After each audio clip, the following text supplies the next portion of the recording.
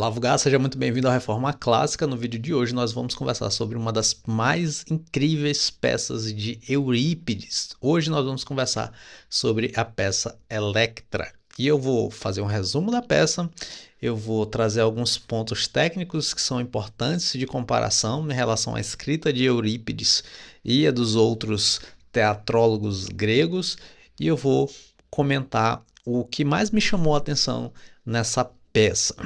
Se você não me conhece, meu nome é Otton Sai. O nosso objetivo aqui no Reforma Clássica é sair da vulgaridade e alcançar uma aristocracia do espírito. E nós estamos fazendo isso através da leitura de uma coleção que, infelizmente, nós não temos aqui no Brasil, em português, mas nós temos em inglês, acesso em inglês, que é a coleção chamada The Great Books of the Western World, que foi desenvolvida pelo Robert Hutchins e pelo famoso, aqui no Brasil, Mortimer Adler. Então, sem mais delongas, eu vou fazer um resumo da peça e a gente vai conversando a partir daí. Nosso vídeo vai ser dividido em 3 partes, como eu falei. Então, a peça Electra, toda vez eu confundo esse nome. Mas a história se passa anos após o fim da Guerra de Troia. O rei Agamenon retorna vitorioso a Argos e, nesse retorno, ele é assassinado por sua esposa Clitemnestra e pelo amante e primo dela, Egisto. Com o trono usurpado, os filhos do rei morto sofrem retaliações, que são Orestes é enviado para longe sob ameaça de morte e Electra é forçada por Egisto a se casar com um camponês pobre, um miceniano. Guarda essa informação porque ela é importante. O objetivo desse casamento arranjado era garantir que Electra vivesse na miséria e não gerasse herdeiros nobres que pudessem reivindicar o trono ou vingar o avô, Agamenon. Então a peça começa com Electra vivendo nessa choupana camponesa, vestida em farrapos, com os cabelos cortados e consumida pela dor e pelo ódio. São pontos importantes aqui da escrita de Eurípides. Secretamente, Orestes retorna a Argos, acompanhado pelo seu fiel amigo Pílades. Inicialmente, Orestes esconde a identidade da sua irmã, fingindo ser um mensageiro que traz notícias dele mesmo. No entanto, um velho servo da família de Agamenon chega à cabana e reconhece Orestes, e a partir desse encontro, os irmãos arquitetam a tão desejada vendetta. E aí a gente tem a vingança. Os planos dos irmãos é dividido em 2 assassinatos distintos. Primeiro, a morte de Egisto e segundo, a morte de Clitemnestra. E aqui vale ressaltar um ponto importante, que a parte de Electra, na morte de Clitemnestra, é ainda mais sombria, porque agindo com dolo, ela envia uma mensagem à falsa mãe afirmando ter dado à luz a um bebê recente. Então, acreditando na notícia, Clitemnestra vai até a choupana, visita a filha, elas discutem amargamente. Clitemnestra tenta justificar o assassinato de Agamenon como uma retaliação pelo fato dele ter sacrificado Ifigênia, né, uma outra filha deles. Mas apesar dessa justificativa da mãe, Electra atrai ela para o interior da casa. Orestes tem uma hesitação ali, mas é encorajado pela irmã, né? Então comete ali o assassinato de sua mãe, enquanto a mãe implora por piedade, né? Então a gente tem esse resumo, é um breve resumo. Se você não conhece a história, eu recomendo fortemente que você conheça a história. A gente tem outros vídeos aqui no canal também retratando esse mito, mas a partir de outros autores, né? A gente tem a partir de Sófocles essa perspectiva. A gente tem toda uma trilogia Oresteia, né, que vai narrar toda essa descendência aí, toda essa treta de vingança e punição e absolução da família de Agamenon. Então eu recomendo muito que você assista a Oresteia, né, e especificamente esse trecho aí em que Orestes e Electra aparecem. Então vai lá, assista esses outros vídeos, porque lá eu explico melhor todo esse contexto desse tipo de mito.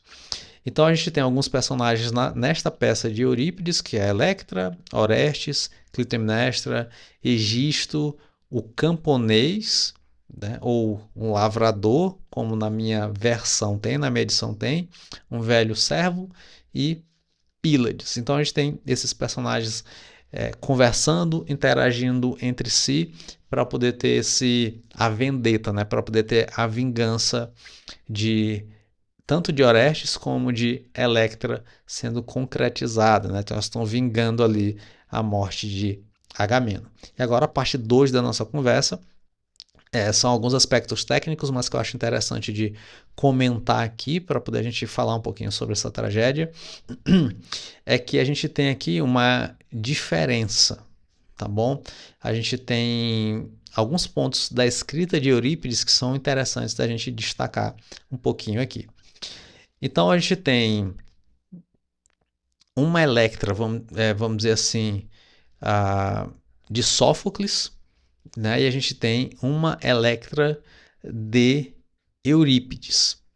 E a gente tem uma diferença de abordagem, né? De Sófocles ali a gente tem, vamos dizer assim, uma abordagem clássica, né? A gente tem o foco na fidelidade, né? Vamos dizer assim, num aspecto mais sublime da heroína, né? Então a tragédia é marcada por uma atenção constante, centrada na reação de Electra aos acontecimentos. A escrita de Eurípides, né? O desenvolvimento de Eurípides, considerado moderno, apresenta um viés mais experimental, né? Ele introduz ali alguns elementos cômicos, ele introduz algumas digressões éticas, e a gente vai falar justamente sobre isso nesse ponto de agora.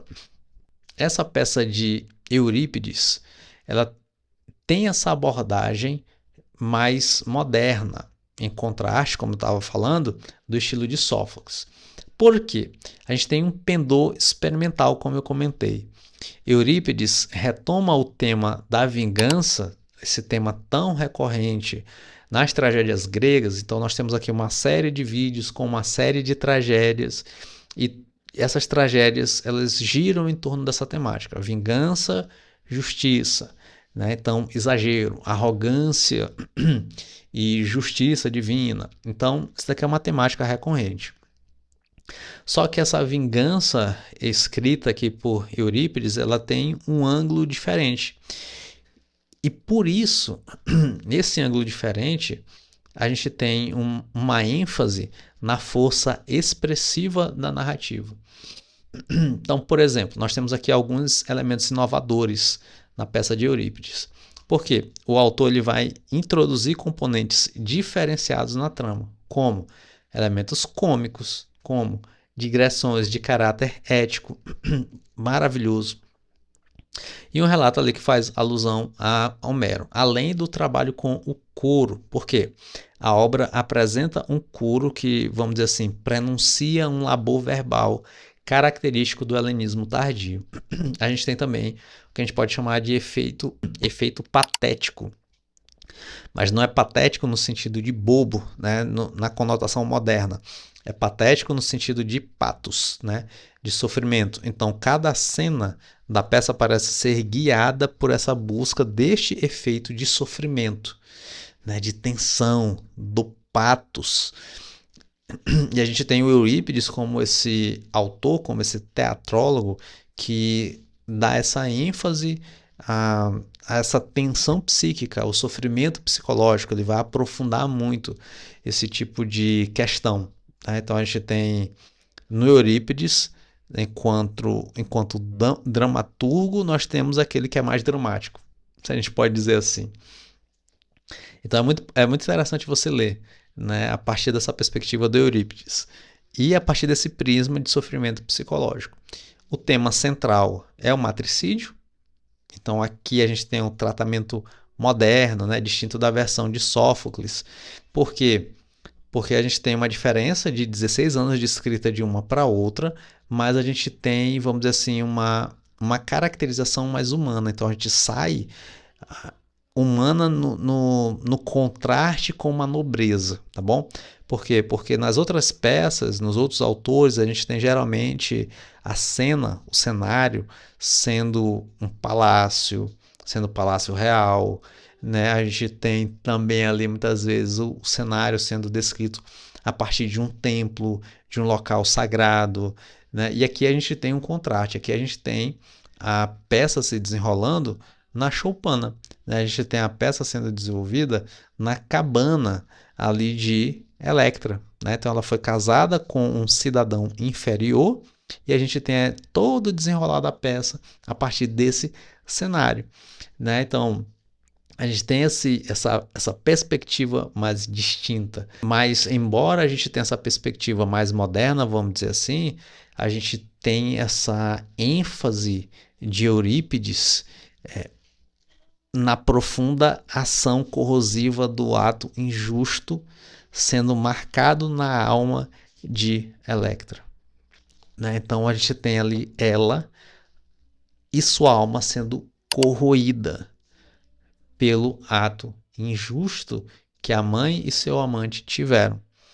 Então a gente percebe ali o rancor, a gente percebe a raiva, a gente percebe todo o ranço que Electra tem. E isso é interessante de você ir observando. Tanto que no ápice da peça, talvez, ali quando o Orestes vai assassinar a sua mãe, ele hesita e a gente tem Electra incentivando Orestes, convencendo, você precisa fazer, você precisa concretizar o seu ato, né? Então a gente tem um Orestes mais hesitante e a gente tem uma Electra mais incisiva, mais forte, mais decisiva, mais decidida em seu rancor, em seu sentimento, em suas emoções, buscando vingar ali a morte do seu pai. Então a gente tem esses elementos que são maravilhosos de você observar no texto, né, de você fazer a leitura.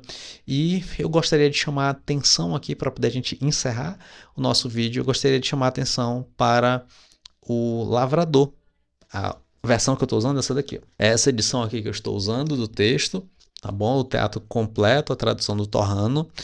E a gente tem, já no início, no prólogo, a gente tem uma fala do Lavrador, que foi o homem que Egisto acabou entregando Electra, né? Então, um camponês, né? Um homem inferior que não tem tradição familiar, que aparentemente é pobre, né? E ele entrega Electra para ele.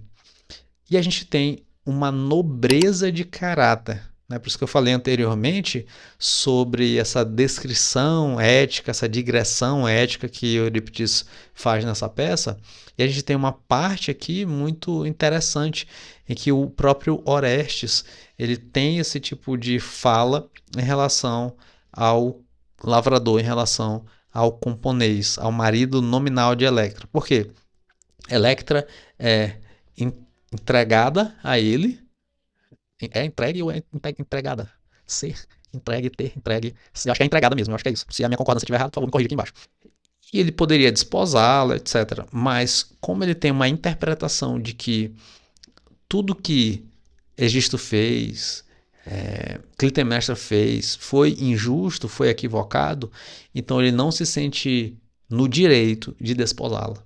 Então ele respeita Electra e ele não toca nela, porque ele entende que ainda que ele esteja recebendo uma vantagem, ele entende que a sua atitude seria injusta, seria incorreta.